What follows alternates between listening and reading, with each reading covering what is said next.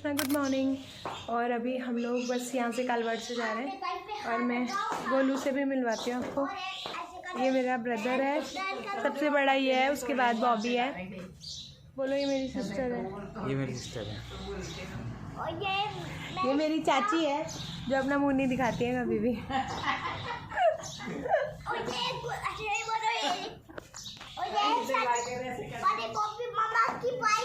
बड़े बॉबी मामा नहीं है, छोटे हैं बॉबी मामा। ये है गोलू मामा बड़े सबसे।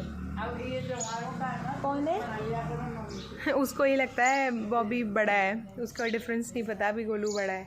इसका नाम वैसे हिमांशु है। और बस ये तो दिल्ली वाले व्लॉग में भी आप लोगों ने देखा था। जब कालवाड़ गई थी ना, तो मैंने ये लेदर के वहाँ से जूतियाँ ली थी। इसको मोजड़ियाँ बोलते हैं। ये प्योर लेदर की है और इसके ऊपर ना बस एक जो शू वाली, जो आप समझ सकते हैं इसको क्या बोलते हैं, जब अंदर एक शू का अंदर लगता है जिससे कंफर्टेबल हो जाता है, वो लगेगी। तो ये जो है वो असली लेदर होता है। ये शायद बकरी की खाल से बनता है या और जो ऊँट की खाल से बनता है, ये ओरिजिनल होता है। और इसके ऊपर है ना, आप जितना भी जो भी पॉलिश करोगे उसी कलर की हो जाएगी। दूसरा, इसका बेनिफिट क्या होता है कि आपके पैरों में ना बाइट नहीं करता है, शू बाइट वगैरह। आपके पैरों में पसीना वगैरह आता है, उससे जो बदबू आती है हमारे पैरों में, वो नहीं आती है। इसको आप रफ टफ में भी रेगुलर बेसिस पे भी 1 साल तक पहन लोगे तो भी ये नहीं घिसेगी। और ये ना हमेशा मतलब ना आपकी चलती रहेगी कंटिन्यूसली, टूटती नहीं है। बहुत मुश्किल से टूटती है ये मोजड़ियाँ। बहुत मोटा है, देखो नीचे से यहाँ से। और काफ़ी अच्छी रहती है, बहुत ज़्यादा कंफर्टेबल रहती है, सॉफ्ट रहती है। तो ये रियल लेदर की मोजड़ियाँ हैं। और ये मैंने ना यहाँ से बाय की थी, बार्गेन करवा के 350 रुपये में फाइनली। अंकल जी ने मुझे 450 रुपये बोले थे इसके। और मैं ना आपको अंकल जी का या तो नंबर वगैरह दे दूँगी, कार्ड शेयर कर दूँगी, आप लोग यहाँ से बाय कर लेना। ये कालवाड़ की, मतलब जहाँ जयपुर है राजस्थान, वहाँ की हैंडमेड जूतियाँ हैं। ये बहुत ज़्यादा अच्छी है। सिटी में जब ये जूतियाँ जाती है ना, पहुँचती है, तो इसकी जो MRP है, कॉस्ट है, वो 1200, 1500, 2000 ऐसे पहुँच जाती है। लेकिन आपको ना यहाँ पर बहुत सस्ते रेट्स में मिल जाती है। लाइक ये 450, 400 तक आपको डिस्काउंट कर आके अंकल जी जैसे दे देते हैं। तो ये बनाते हैं खुद। यहाँ पर क्या होता है, लोगों को ना इतना ज़्यादा नॉलेज नहीं होता है कि सिटी में एक्चुअल में इसकी रेट्स क्या कोट होने वाली है, क्या जाने वाली है ना। बहुत ज़्यादा भोले भाले टाइप के होते हैं, तो यहाँ के लोगों को इतनी ज़्यादा नॉलेज नहीं होती है कि क्या रेट्स एक्चुअल में जाने वाले हैं सिटीज़ में। सिटी जैसे एरिया में जब हम प्योर लेदर के शूज़ खरीदते हैं, या शूज़ भी होते हैं इनके पास मेंस में, वो लेडीज़ में और बच्चों के, सब तरीके की वैरायटी मिलती है इनके पास में। और यहाँ के लोग ना बहुत भोले होते हैं, गाँव वाले होते हैं, ज़्यादा जानते नहीं हैं इन चीज़ों को कि सिटी के लोग कितना मतलब पैसा इन्वेस्ट कर सकते हैं। तो बहुत रीज़नेबल से रेट में, मुश्किल से अपना 100 रुपये डिस्काउंट रख के ये लोग सेल आउट कर देते हैं। तो यही एक वजह होती है जिसकी वजह से यहाँ पर ये चीज़ें बहुत सस्ती देखने को आपको मिल जाती है। तो मैं पर्टिकुलर जब भी आती हूँ ना, एक अपनी मोजड़ी लेकर जाती हूँ। और इसको बस एक ही ध्यान रखना होता है, इसको पानी से थोड़ा सा आपको बचाना होता है, हल्का फुल्का। बाकी बहुत ज़्यादा कंफर्टेबल होती है। इसको अंदर आप एक वो शू का वो जो लगवाते हैं ना, जिसको हम लोग बोलते हैं, जैसे जो एक फॉर्म सा लगता है, जिससे और सॉफ्टनेस बढ़ जाती है इसकी। 2 दिन आप पहनोगे, कंफर्टेबल हो जाएगी, फिर आपके साइज़ का ही धीरे धीरे होने लग जाता है, लूज़ होता है। तो अभी मैं आपको ना मेरे वो भी दिखाती हूँ, जो मैंने यहाँ से थोड़ी सी शॉपिंग की है वो भी दिखाती हूँ, माँ ने दिया है वो भी दिखाती हूँ। अभी चलते हैं रूम में। आपको ना मैं अपने ब्लाउजेज़ दिखाती हूँ जो मैंने यहाँ से बनवाए हैं, स्टिच करवाए हैं। जब हम लोग दिल्ली में ऐसी चीज़ें, इस तरीके के ब्लाउजेज़ बनवाते हैं, उनकी कॉस्ट ना वहाँ पर 700-800 रुपये से स्टार्ट होती है। और फिर आपकी जैसी मतलब वो है, मतलब जो भी डिज़ाइन आपको डलवाना है वो है। और यहाँ पर मैंने ये सारे ब्लाउजेज़ ना 250 रुपये, 200 रुपये इस तरीके से बनवाए हैं, और विद लाइनिंग लगवा के देखो बनवाए हैं। तो बहुत ज़्यादा चीप है यहाँ पर थोड़ा सा स्टिचिंग वगैरह। और बस ये है कि इसमें एक बार आपके मतलब हाथ बैठ जाए किसी का, तो आपका ब्लाउज़ वगैरह है वो बहुत अच्छे बनने वाले हैं, बहुत अच्छे बन के निकलते हैं। तो मैंने देखो ये सारी साड़ीज़ वगैरह है।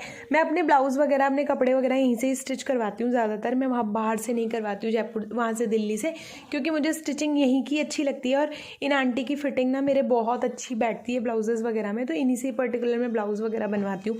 नहीं तो अगर दिल्ली में ये सारे ब्लाउज़ बनवाने बैठोगे तो आप तो मतलब सारा जो बैंक बैलेंस है ना आपका, वो इन्हीं ब्लाउजेज़ में ही निकल जाएगा, क्योंकि वहाँ पे कॉस्टिंग इतनी ज़्यादा है। और ये देखो कितने प्यारे प्यारे खूबसूरत ब्लाउज उन्होंने मेरे बना दिए हैं।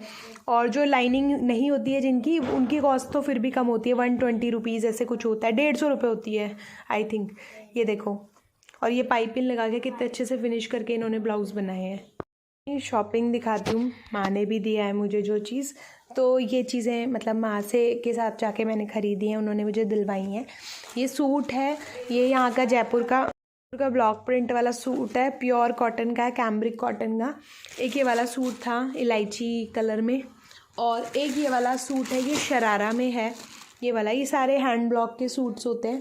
और दूसरा ये एक नाइट सूट है जो कि हम लोग मतलब उसमें पहन सकते हैं नाइट में, या फिर आप कहीं पे बाहर जा रहे हो उसमें भी। और मेरी माँ ने मुझे दी है एक वाली साड़ी, तो इसको मैं अभी सोच रही हूँ फॉल लगवा लेती हूँ। तो ये भी साड़ी बहुत प्यारी मुझे लगी, देखो कितनी प्यारी है, सिंपल सी है, प्लेन सी। और ये साड़ीज़ तो आपने मतलब मेरे रील्स वगैरह में देखी होंगी। और ये देखो, आप लोग ना मुझे इंस्टा पर फॉलो किया करो, मैं वहाँ पर अपनी जो भी ड्रेसेस वगैरह बाय करती हूँ, पहनती हूँ, फिर उसका ना मैं रील्स वगैरह बनाकर वहाँ पर अपलोड करती हूँ। तो मैं अपना इंस्टा आईडी भी आपके साथ शेयर कर देती हूँ, मेरा मिसेस दीपिका दीवान के नाम से आपको मिल जाएगा। बाकी आप इस बटन पर भी देख सकते हो जाकर, ये जो मैंने शेयर किया है, देखो यहाँ पर मैंने तैयार करवा ली है।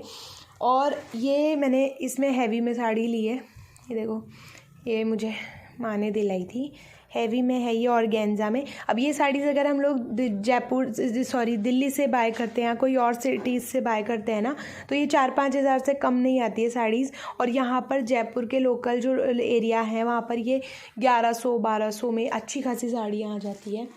और ये एक मम्मी ने मुझे दी थी, क्योंकि आप जानते हो मेरा टेस्ट थोड़ा सा सिंपल सा है, तो मुझे सिंपल चीज़ें बहुत पसंद आती है, तो मैंने इस तरीके की सिंपल साड़ियाँ ली है।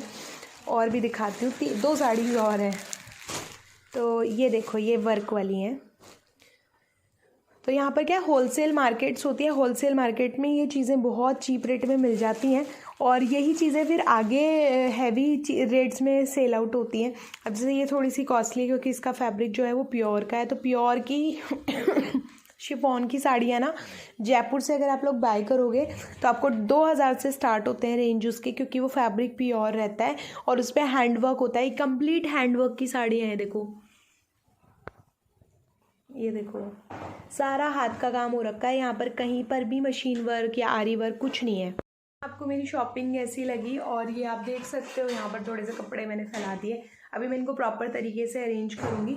और मेरे को लाइट साड़ीज़ ज़्यादा पसंद आती है, सॉफ्ट सी होती हैं, और मुझ पर एक्चुअली ज़्यादा हैवी वर्क वाली साड़ीज़ ना अच्छी नहीं लगती। मेरी पर्सनल एडवाइस, मुझे ऐसा लगता है कि मुझ पर बहुत हैवी वर्क वाले कपड़े ज़्यादा पसंद नहीं आते मेरी बॉडी को, तो इस तरीके के कपड़े तो अच्छे लगते हैं। और देखो, ये जो सूट है ये कितना ज़्यादा प्यारा है, मुझे बहुत ज़्यादा पसंद आया।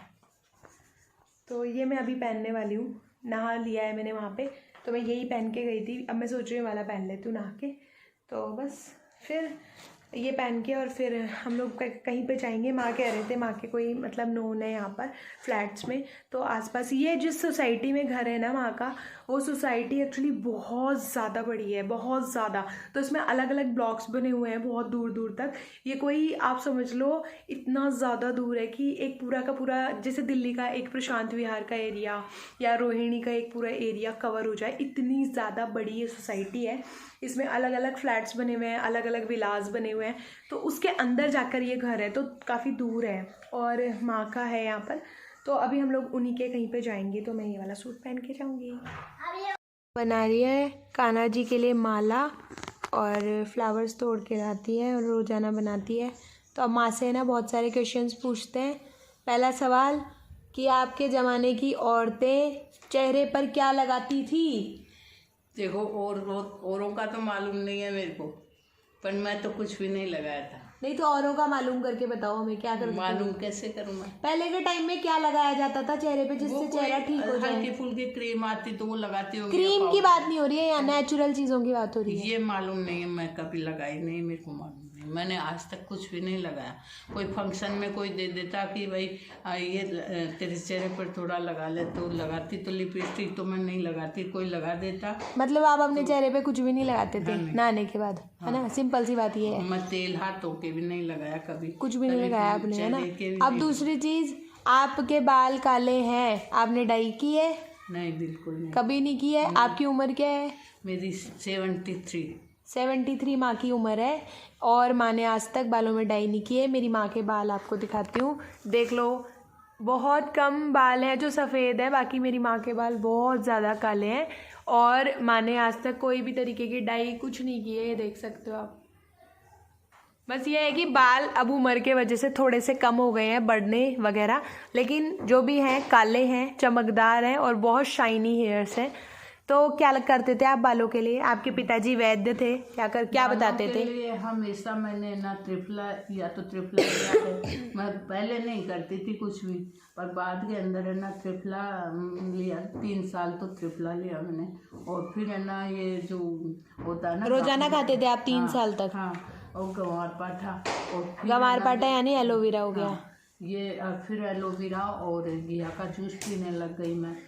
और बाद में मेरे पास सिकाकाई और आरीठा पड़ा था, तो उनको मिला के भिगो देती हूँ। अब कभी कभी कोई उससे माँ बाल धोती है ना? वो धोती हूँ। तो बचपन में क्या करते थे आप बालों के लिए? आप कहते थे ना मैं आंवले को कूट के उसका रस लगाती थी बालों में। आंवले का एक डिब्बा ले लेती, उसमें छान के रस निकाल के और उसमें भर लेती थी। और तो 1 घंटे पहले वो रस लगा लेती। माँ के पिताजी वैद्य थे, आयुर्वेद के बहुत बड़े डॉक्टर थे।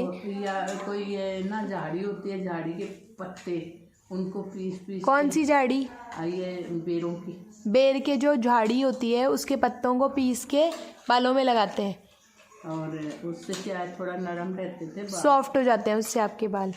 अच्छा, और आपके पिताजी ने चेहरे के लिए और तंदुरुस्त रहने के लिए कोई नुस्खे बताए थे आप लोगों को? मेरे को तो कभी नहीं बताया, ना पूछी मैंने कभी, मैं लगाने की चेष्टा ही नहीं करी। नहीं, चेहरे के लिए नहीं, तंदुरुस्त रहने के लिए। तंदुरुस्त रहने के लिए भी हम तो वहाँ पर है ना, उधर कोई मुनक्का आती थी दवाई करने के लिए, वो जो जब आपको जुकाम खांसी होती है आप क्या करते हो? अब तो है ना जो काढ़ा बना के ले लेते हैं। पहले क्या करते थे? पहले मेरे पिताजी दवा दे देते, आयुर्वेदिक। हाँ। और आपको आपकी माताजी क्या करती थी? माताजी तो कोई कुछ नहीं करता, आराम ही करती थी। भैंस रखते थे हमारे, गाय भैंसे रखते थे। नहीं, आयुर्वेदिक दवाइयों मतलब आयुर्वेदिक चीज़ों में क्या खिलाते थे आपको? कुछ भी नहीं खिलाते थे, पहले इतना ध्यान ही कौन रखते, स्वस्थ रहते थे। आप समझे ही नहीं।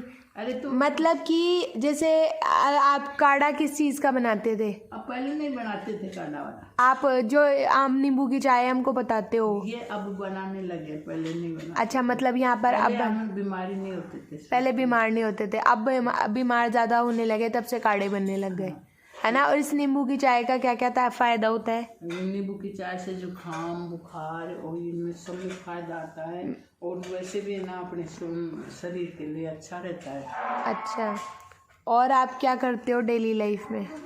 डेली योगा करती हूँ। अच्छा, योगा भी करती हूँ और एक्यूप्रेशर भी करती हूँ और कसरत भी करती हूँ, सब काम करती हूँ मैं। अच्छा, चलो इंटरव्यू यहीं ख़त्म करते हैं आपका। आपको माँ से पूछवाया कि वो लोग क्या करते थे उनके टाइम में। मुझे पुरानी चीज़ों को जानने का बहुत ज़्यादा इंटरेस्ट है, तो मैं माँ से पूछती रहती हूँ पहले के टाइम में लिपस्टिक कौन सी लगाते थे। तो मुझे ऐसा लगता था शायद 100 साल से पहले ना लिपस्टिक आई नहीं होगी, बट माँ बोलती हैं कि उस टाइम भी लिपस्टिक आती थी। तो आई थिंक लिपस्टिक का जो व्यापार है वो बहुत पुराना है, पुराने टाइम से आ रही है लिपस्टिक। तो शायद हो सकता है 150 साल पहले लिपस्टिक ना हो, तो 150 साल तक का कोई मेरे पास में है नहीं अभी, नहीं तो मैं ये भी चीज़ कंफर्म करती। वैसे ना एक माँ मैंने जहाँ तक अभी पता किया है ना, एक धंधासा वो आती है, हाँ, उसको चबाते हैं, जड़ी बूटी होती है, लेकिन उसको चबाओगे तो आप उसको चबाते रहना है, आपके धीरे धीरे जो होठ है ना वो लाल हो जाएंगे, बस उसमें, हाँ, ज़्यादा चबा लिया तो आपके होठ फट जाएंगे, है ना? ये मैंने करके भी देखी है। उससे दांत आपके एकदम वाइट हो जाते हैं, जो आजकल वाइट टीथनर ये सब चल रहे हैं ना, कुछ भी नहीं है। आप वैसी, और आप वैसे भी नीम के दातुन करोगे या बबूल का करोगे, सिंपल वाली टहनी का, तो आपके जो दांत है ना वो वैसे ही सफ़ेद हो जाएंगे। बता सकती हूँ मैं, बताओ। देखो, नीम के पत्ते सुखाओ और पुदीना के पत्ते सुखाओ, और ये क्या नाम, अपने अमरूद के पत्ते सुखा लो, और तुलसी के पत्ते सुखा लो, और ये लौंग, इलायची और ये काली मिर्ची, इन सबको है ना, जो सबको एक साथ ही सूखे हुए को सबको पीस लो, और पीस के और उसके अंदर है ना जो अरे ये फिटकरी का फूला उपाड़ के और वो डाल लो। उससे क्या न दर्द होगा, न कीड़ा होगा, न जो बदबू आएगी मुंह में, वो फ्रेश रहेगा, सारे दिन फ्रेश रहेगा। तो माँ ने आपको बताइए ये जो रेमेडी एक तरीके का दंत मंजन है आयुर्वेदिक घर में बनाने का। ये जो दंत मंजन है इसमें माँ ने जो फिटकरी का फूलिया बोला है, मतलब मेरी हम लोग राजस्थान में फिटकरी को जब हम लोग तवे पर भूनते हैं उसके बाद में वो जो पानी हो जाता है लिक्विड फॉर्म में आ जाएगी फिटकरी। फिर जैसे ही थोड़ी देर बाद में वो ड्राई हो जाएगी, अपने आप सूख जाएगा और फिर वो पाउडर के फॉर्म में आ जाएगी। फिर आप उसको फोड़ोगे तो पाउडर का जैसा बनने लग जाएगा, वो होता है फिटकरी का फूलिया। तो ये राजस्थानी वर्ड है, थोड़ा सा टिपिकल है, तो आप लोगों को अगर समझ नहीं आया तो बाकी इंग्रेडिएंट्स मैंने आपको समझा दिए। तो नीम के पत्ते वगैरह सब ड्राई करके सुखाकर, क्योंकि हर चीज़ को हमें ड्राई करना है। फिटकरी वैसे अंदर से नमी होती है उसमें, तो उस नमी को हटाने के लिए उसमें अजवाइन, ये सब सारे हर्ब्स हैं एक तरीके के, सबको ब्लेंड करके आप उससे अपने दांतों का मालिश करो। और अगर आपके दांतों में से मतलब ब्लीडिंग होती है, खून आता है बहुत ज़्यादा, मसूड़े हैं जो फूलते हैं, तो आप उसमें एक चीज़ और कर सकते हो, सरसों का तेल डालकर उसमें थोड़ा सा उसको जब लिक्विड बनाना है तो सरसों के तेल के साथ में इसका लिक्विड बनाकर और दांतों पर मालिश करो, आपके दांत भी स्ट्रांग हो जाएंगे। जैसे कि मैंने आप लोगों को भैया का जो दंत मंजन वगैरह शेयर करती रहती हूँ मैं आयुर्वेदिक, उनमें भी इसी तरीके के हर्ब्स होते हैं। और अगर जो लोग घर में मेहनत कर सकते हैं वो इस तरीके से जो माँ ने बताया वो बना सकते हैं। तो ये सब नेचुरल रेमेडीज़ है। तो बस अभी मैं थोड़ा सा मार्केट जाऊंगी, अभी माँ के साथ बैठी हूँ और आज है एकादशी। आप सभी को एकादशी की हार्दिक शुभकामनाएं। और मैं अभी मार्केट जाऊंगी, हो सकेगा तो व्लॉगिंग करूंगी, क्योंकि यहाँ पर क्या होता है कि ज़्यादा लोग मतलब इस चीज़ को जानते नहीं है व्लॉगिंग वगैरह को, तो सब लोग ऐसे देखने लग जाते हैं क्या कर रहे हैं, तो फिर मुझे थोड़ी सी शर्म आती है। तो फिर ना उस चीज़ को अवॉइड करते हुए भी चलना होता है, क्योंकि यहाँ पर थोड़ा सा जैसे जयपुर से थोड़ा सा आउट, एक तरीके से आप विलेज समझ सकते हो, विलेज काइंड ऑफ एरिया है, लेकिन सिटी के जैसा लगता है, जो कंजस्टेड नहीं है, बहुत फ्रेश एयर है, सब कुछ बहुत नेचुरल है। पास में आपको दूध मिलेगा, जो गाय सुबह सुबह निकालेगी ना, दूधाधारी जिसको बोलते हैं। एक काढ़ा जैसा बताऊंगी जिसमें हार्ट की सब बना। अच्छा, तो माँ से हम बहुत सारे नुस्खे जानेंगे आज के व्लॉग में। अभी मैं बस थोड़ा सा जाती हूँ, यहाँ से निकलती हूँ, थोड़ा सा जा रही हूँ यहाँ के लोकल मार्केट में घूमने के लिए। एक्चुअली यहाँ पर ना बहुत अच्छी अच्छी चीज़ें मिलती हैं जो ऑनलाइन ऑफलाइन आपको कहीं नहीं मिल पाती है दिल्ली जैसे एरिया में। तो लेट्स सी, मैं थोड़ा सा इसे एक्सप्लोर करने के लिए जा रही हूँ। वैसे तो ही मैंने बताया था आपको सोसाइटी है, तो सोसाइटी से थोड़ा मुझे बाहर जाना पड़ेगा, तो बाबा की कार से ही जा रही हूँ। तो बस फिर ये देखो इस तरीके से ना, और ये इस तरीके से है पूरा, ये अंसल के अंडर आता है। और यहाँ पर न्यू फ्लैट्स और बन रहे हैं, तो ये वाला फ्लैट है जिसमें है, ये देखो इसमें, इस फ्लैट में हमारा है ऊपर 3rd फ्लोर पे 2 जो है। और बस अभी मैं जा रही हूँ वहाँ पर, ये देखो इस तरीके से है। तो चलो अभी मार्केट चलते हैं। इस तरीके का है। तो ये पूरी की पूरी जो रोड है ना, ये बेसिकली इसी सोसाइटी की है। तो ये अंदर है अभी हम लोग सोसाइटी के, और जो हमारा घर है वो उस बिल्डिंग में है जो दिख रही है। और ये आप चलते जाओ यहाँ से, ये पूरा का पूरा अंचल का ग्रुप है। तो यहाँ पर विलास भी हैं, फ्लैट्स भी हैं, और इस तरीके के इंडिपेंडेंट अपार्टमेंट्स या आप घर समझ सकते हैं। यहाँ पर वैसे लोग ना इंडिपेंडेंट अपार्टमेंट्स घर लेना ज़्यादा पसंद करते हैं। यहाँ के लोग बहुत कम फ्लैट्स में इन्वेस्ट करते हैं, जस्ट बिकॉज ऑफ सबकी मेंटलिटी यही रहती है, जिसके घर की छत नहीं है अगर पूरी, तो आपका वो जो यहाँ के गांव वाले जो एरियाज़ होते हैं ना, स्पेशली वो लोगों को ये सारे जो घर है ना, हाउसेज हैं, ये कोई कर्नल का है, कोई डीएसपी है, किसी किसी के हैं। तो ये एक्चुअली बहुत अच्छी सोसाइटी है जहाँ पर मतलब फ्लैट है। तो यहाँ पर बहुत अच्छे अच्छे बड़े बड़े पोस्ट के लोगों के घर हैं। तो ये घर ज़्यादा इन्वेस्ट होते हैं यहाँ पर, यहाँ के लोगों को घर ज़्यादा पसंद है लेना। ये देखो सबने अपने इंडिपेंडेंट ज़मीन ले लेके, और ये जगन्नाथ जी का मंदिर है सामने बहुत बड़ा।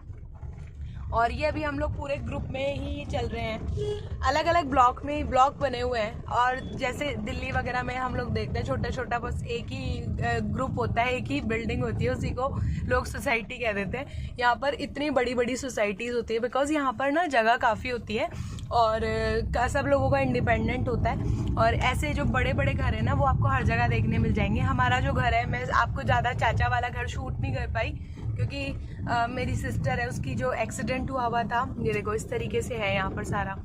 और तो मेरे को टाइम ही नहीं मिला और बातें वगैरह करने में इतने बिजी हो गए थे। ये देखो सबने एथनिक थीम पर, अपना एंटीक थीम पर सब जगह इस तरीके से महल टाइप के घर बनाए हुए हैं। तो ये सब आप दिल्ली में नहीं सोच सकते हो, बिकॉज वहाँ पर फिर थोड़ा एक्सपेंस बढ़ जाता है इन चीज़ों को लेके। बट यहाँ पर ये चीज़ें नॉर्मल है, मतलब आपका इतने बड़े घर होना नॉर्मल है।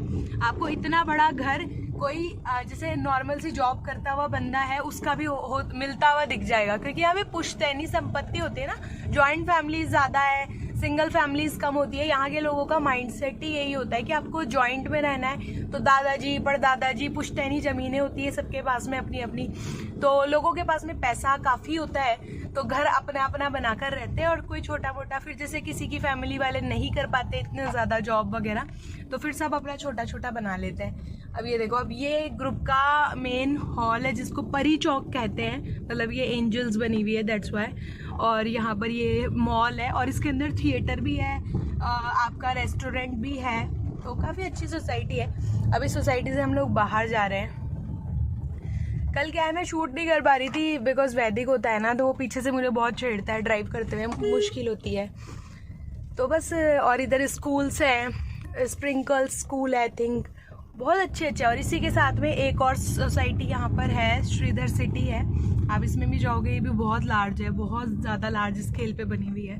क्योंकि जो लोग पहले के होते थे ना, वो अपनी खेतों की ज़मीनें बेच दिया करते थे और इन लोगों को, ग्रुप्स वालों को दे दिए काफ़ी, तो लोगों के खेत थे यहाँ पर पहले, तो अब ये सारे ग्रुप्स आ गए हैं। और ये स्कूल है MPS, तो बस इस तरीके से ये है। तो अब जाकर वो सोसाइटी ख़त्म हुई है और हम लोग रोड की तरफ एंटर कर चुके हैं। तो रोड की तरफ अब हम लोग जा रहे हैं, बस मेन रोड पे जा रहे हैं। तो अब मैं यहाँ का आपको मेन रोड का जो एरिया है, फिर अब वहाँ पर आगे शूट करती हूँ। रहने का एक ही पंगा है कि यहाँ पर ना, जैसे मैंने आपको दिखाया कितना ज़्यादा डिस्टेंस है, तो अगर आपकी खुद की गाड़ी है तो you can survive here, otherwise आपको मतलब पैदल चलना बहुत ज़्यादा हो जाएगा।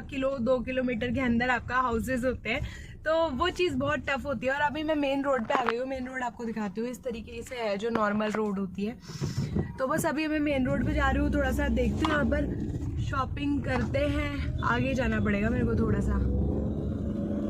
तो बस आप खुद का, और ज़्यादा आप अगर यहाँ पर स्टाइल मारकर चलोगे ना, तो यहाँ के लोग आपको छोड़ेंगे नहीं, छोड़ेंगे in the sense comment pass करते हैं पीछे से, बहुत स्टाइल में आ रहा है, बहुत ये एटीट्यूड है।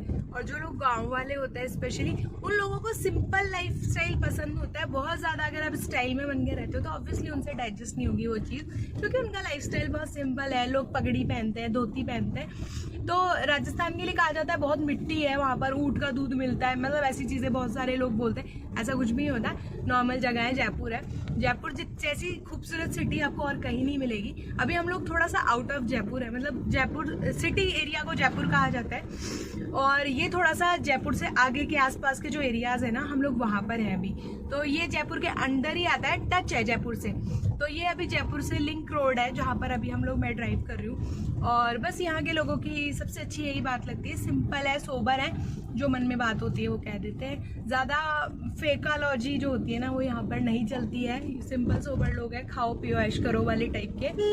तो बस अभी मैं चलती हूँ, ड्राइव कर रही हूँ, थोड़ा सा मेन रोड आ गई है इसलिए बाद में बात करते हैं आप लोगों से। लोग सुशांत सिटी के अंदर जा रहे हैं और मैं मार्केट जा रही हूँ, मुझे मार्केट में कुछ भी नहीं मिला है। मार्केट जाकर वापस आ गई हूँ।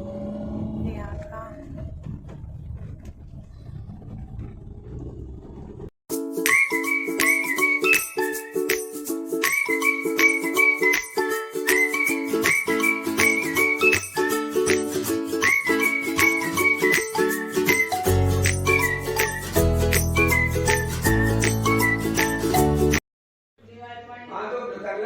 हरे कृष्णा। और अब हम लोग निन्नी करने वाले हैं। वैदिक आप भी निन्नी करने वाले हो? यस प्रीति, वामन देव की स्टोरी सुना। वामन देव कौन होते हैं? वामन। सबको गुड नाइट कर दो, आप सभी को गुड नाइट। वैदिक अच्छा, वैदिक ऐसे बोला कि वामन देव कौन होते हैं? वैदिक ऐसे बोल रहा है कि वामन देव कौन होते हैं? मामा वामन